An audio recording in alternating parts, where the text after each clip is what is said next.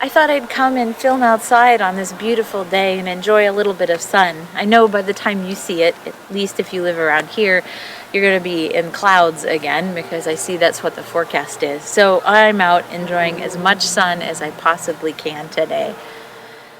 I wanted to tell you a little bit about a story, the gospel reading actually for Sunday, and not so much but rather what happens right after our gospel story.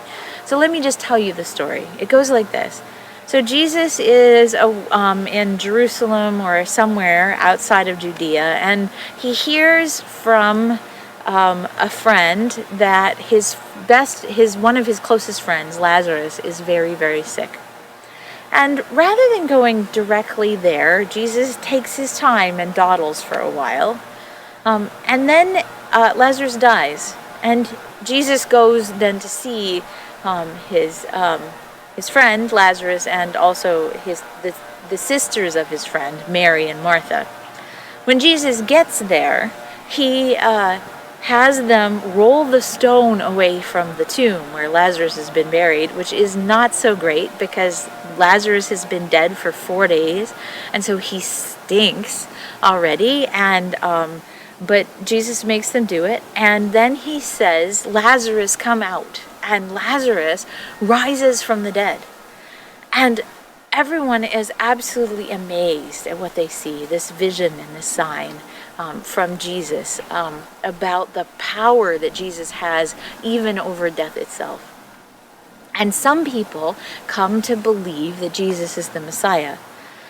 Well, others decide, I don't know if it was because they were afraid or what, they decide they need to go and tell the religious leaders in Jerusalem. And at the time, those religious leaders were mostly put in place by the Romans, and so they enjoyed a great deal of power and prestige right where they were and comfort, while maybe the rest of the country wasn't doing as well. Well, they hear this news that Jesus is raising people from the dead now, and they become quite concerned. Not because Jesus is a charlatan or something, but rather because Jesus is performing these amazing signs. They are worried that people will start believing that he is the Messiah, and that all of the people will flock to him, and there'll be an uprising. And then if there's an uprising, the Romans are going to come and destroy them. They'll take away all of their power and comfort. They're going to destroy the temple and the holy places, and they're going to just ruin the way of life of the Jewish people in Israel. And so those religious leaders, probably mostly out of comfort rather than out of concern for the people, start to think about what they're going to do about this. What are we going to do about this Jesus person? And so they're sort of debating back and forth, and one of them, Caiaphas is his name, he's the high priest of the time, and he stands up and he says, "Look, it's better for one person to die for the nation than for the nation to perish." Which is a very interesting turn of phrase, isn't it?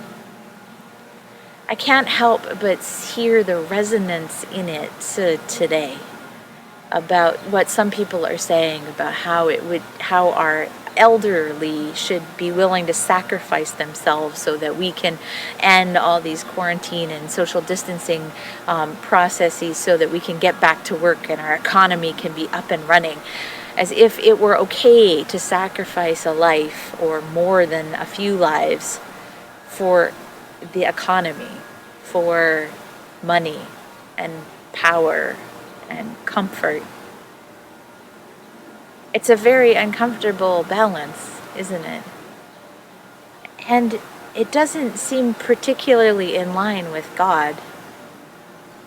Now, John's gospel goes on to say that Caiaphas prophesied a truth, that Jesus would in fact die for the nation, and more than the nation, for the world. But that's not because of what Caiaphas does. That's not because of where Caiaphas is coming from. That's because of the grace of God. God's amazing grace takes our worst possible tendencies even, and even from the cross itself brings us forgiveness, and from the tomb shows us life.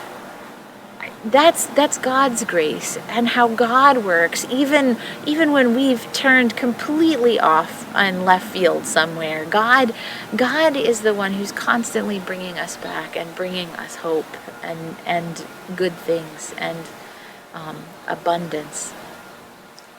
So anyway, that was just what I wanted to leave you with today, was something to think about. When we think about the world stage and decisions that are being made, and as leaders, what we're going to do or not do, are we thinking in the same line as Caiaphas, comfortable with where we are and not wanting to sacrifice anything of our own for our own good? Or are we trying to live into God's grace? Taking even the worst possible things and living into the hope that resurrection is just around the corner. So with that, I bid you adieu, and God bless.